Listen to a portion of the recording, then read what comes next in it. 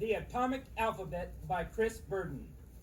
A for atomic, B for bomb, C for combat, D for dumb, E for energy, F for fallout, G for gorilla, H for holocaust, I for ignite, J for jungle, K for kill, L for life, M for mutant, N for nuclear, O for obliterate, P for panic, Q for quake, R for rubble, S for strike, T for target, U for uranium, V for victory, W for war, X for ray, Y for yeller, Z for zero. Hey, hey, hey! I've seen this happen before. 3,000 years in showbiz.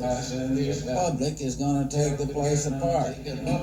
I tell you, boss, the marks are out there paw on the ground. What's this sky switch? What's this reality time? What's this tone scale? They'll take the place apart any minute now. I've seen it happen before on Mercury.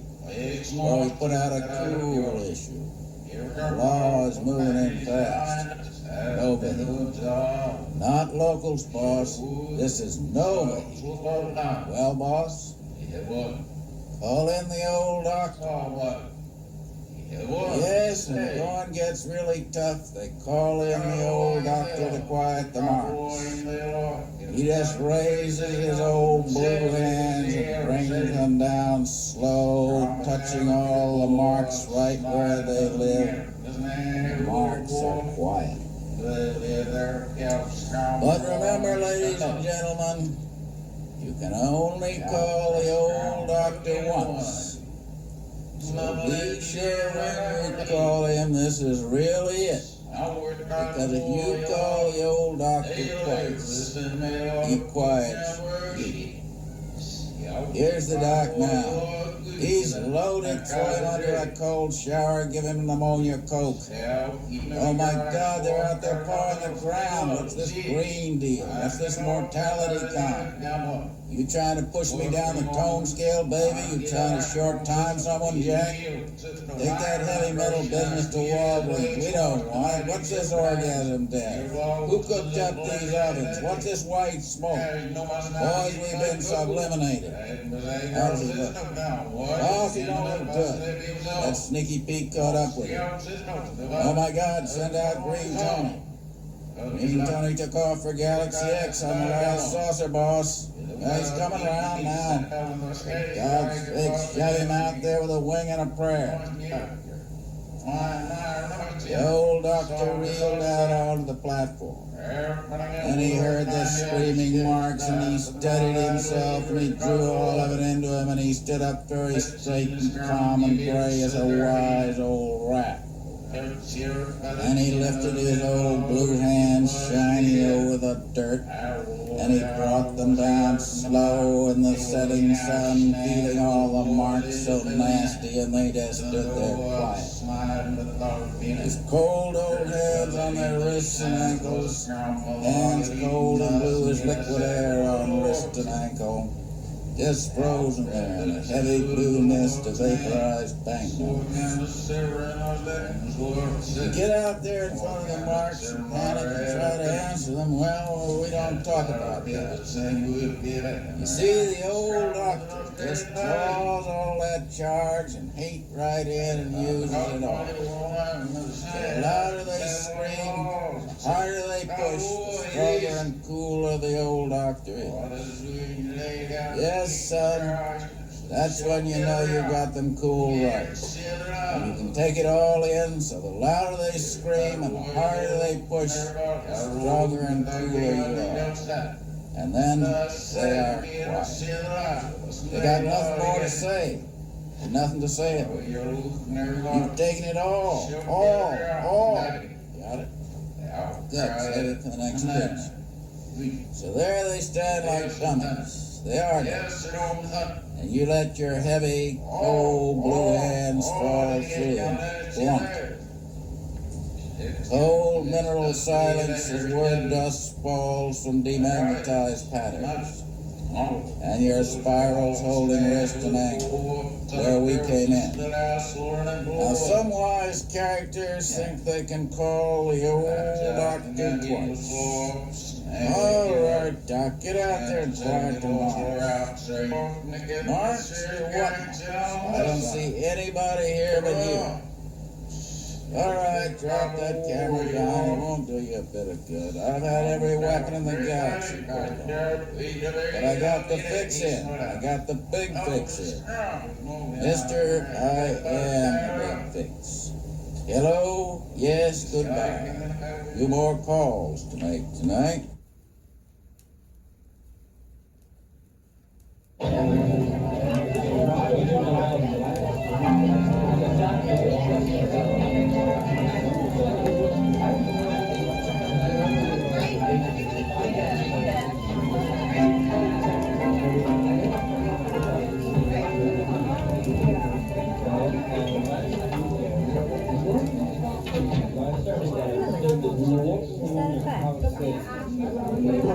Don't worry, it wasn't you.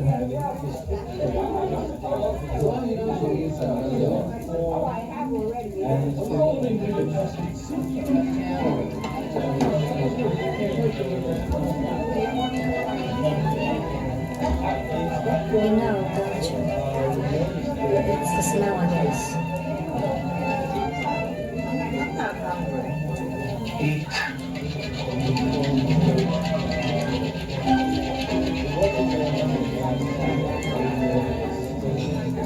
Don't cry, Papa.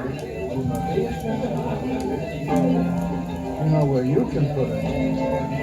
Really? Is that a fact?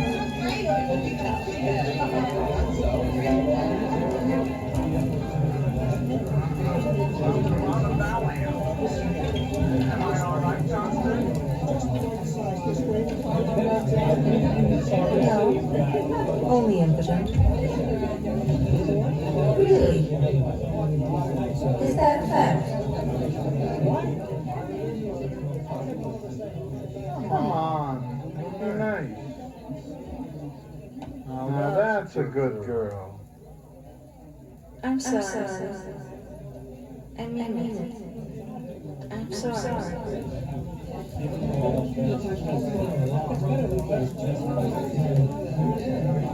Mama? Yes, Doctor? You have lovely breath. Is that a fact? How could you be so stupid?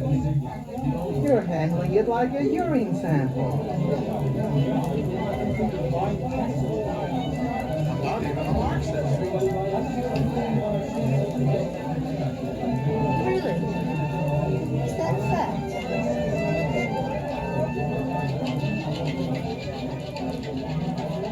Hi there. My name is Rick.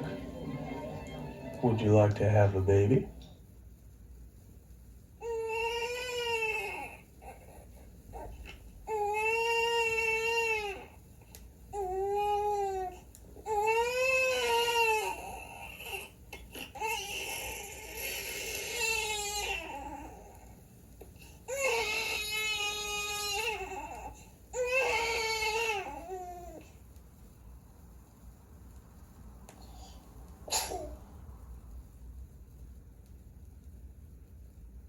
Vibration are one thing, metaphors are another. I'm sitting in a room quite still with a cassette tape recorder in my hand, and you are next to some sort of means by which to channel these vibrations back into your head.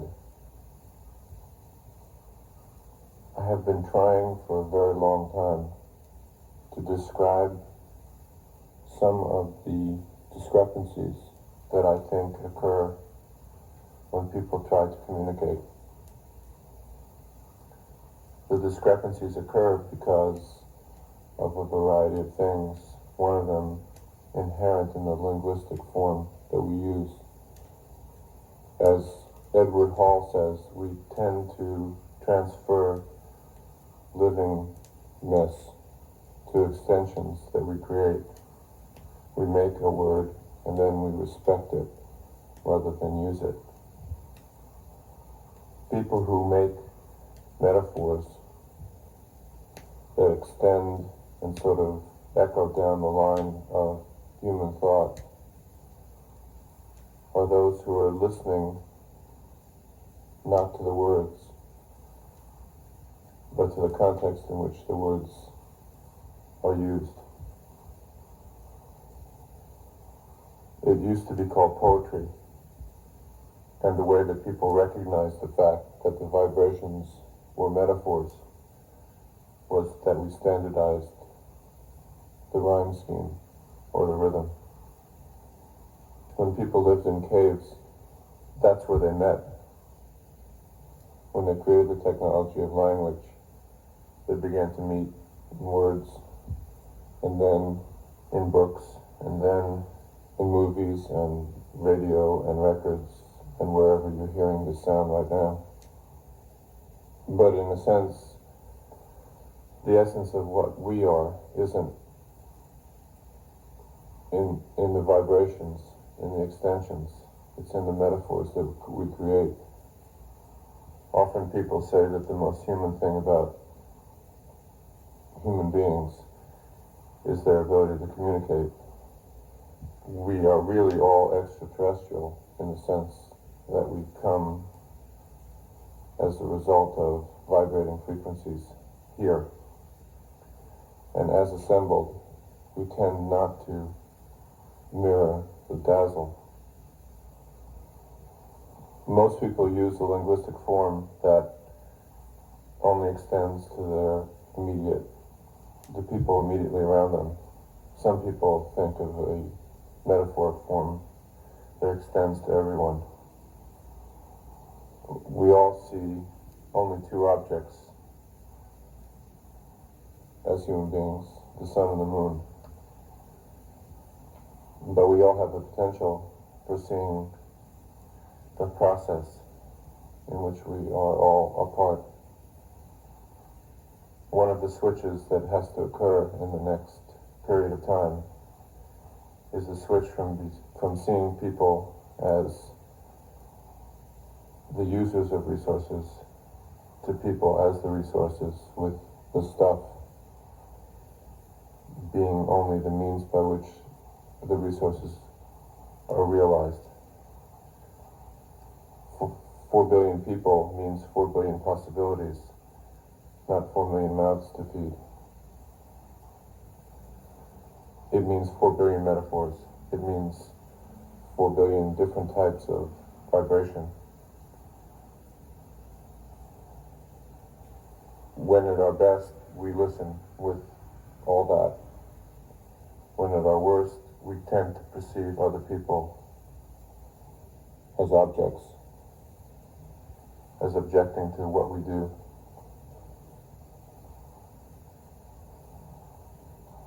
I cannot hear what you have just heard before I've said it, and I will not be able to hear until after I'm finished what you will hear after I've said it. The degree to which human beings are a success is the degree to which all their experiences enrich the present, not ensure the future, not glorify the past. Metaphors are one thing, vibrations are another.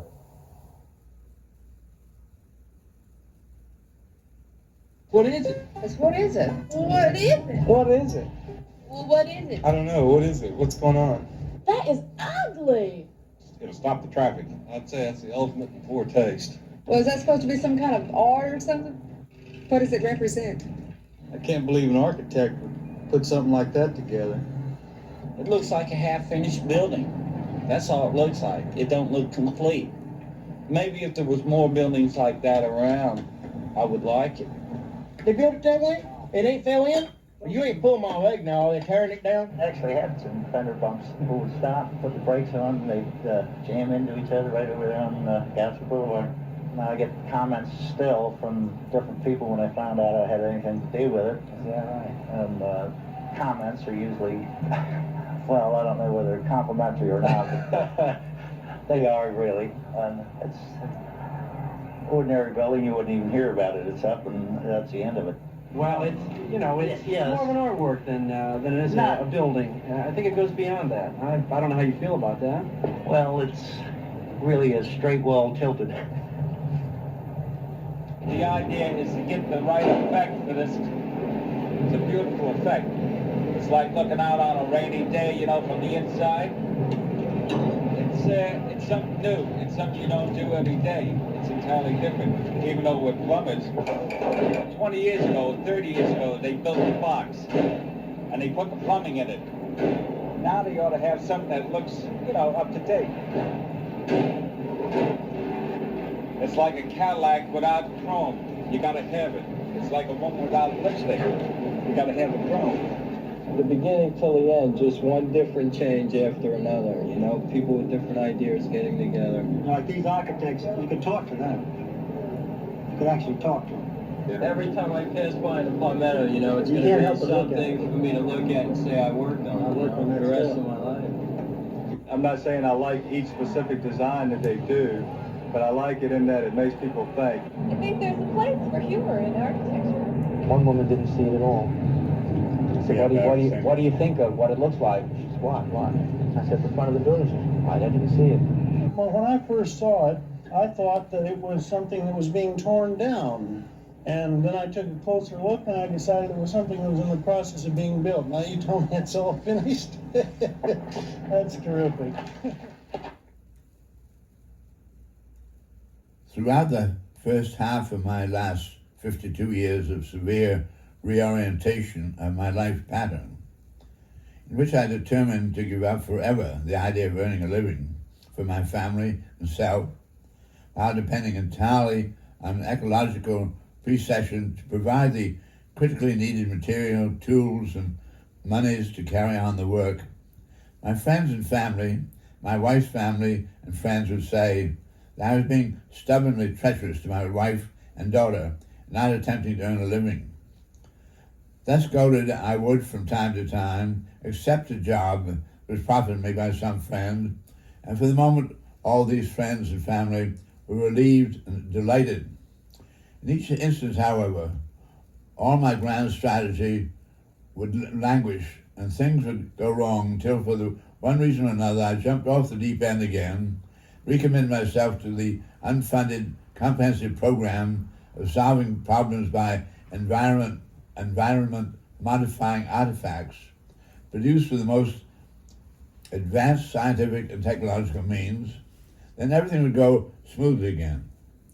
By and large, I seem to have made more mistakes than any others whom I know, but have learned thereby to make ever swifter acknowledgement of the errors, and thereafter immediately set about to deal more effectively with the truths disclosed by the acknowledgement of erroneous assumptions. I don't want anybody, reader of this chronicle, to think that I'm anything other than what I am, an average healthy human being with all the attendant weaknesses and vulnerabilities. What is important is that the reorientation of my life, the criteria of its conduct, did render such an average human being more effective than under conventional circumstances. There's one, as yet unmentioned, comprehensively overriding commitment that I made before developing all my already recounted disciplines and commitments, especially to the principle of precession, whereby I gained complete release from the concept of earning a living for my family and myself, and gained as well the day-to-day practical physical implementation of all my artifact inventing and reduction of the latter to physical demonstrations. I deliberately kept this all-important commitment to the last. If it did not come first in my life pattern, however, it's quite possible that I might not have had the insights led to all the intercomplementary resolutions and self-discipline.